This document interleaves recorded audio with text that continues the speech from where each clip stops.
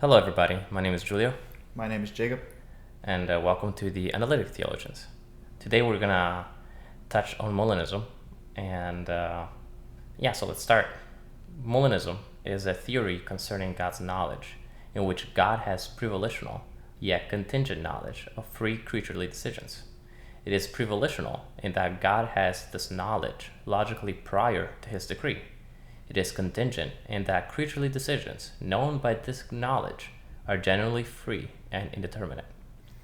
So, what this theory would do is it would provide God a way of ordaining all things according to his desires while simultaneously upholding genuine human freedom. And so, in this view, the creature is not determined to do what they do. Rather, the creature is free to determine what they do.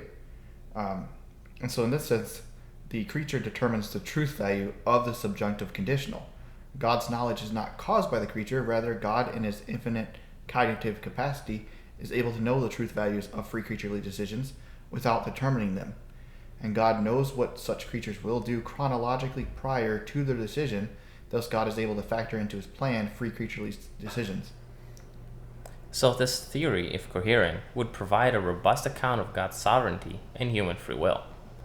Now, on the last part of this video, we're going to touch on what Molinism is and what Molinism is not. So, what Molinism is not, it is first not a theory of soteriology. It is not just a vain human philosophy.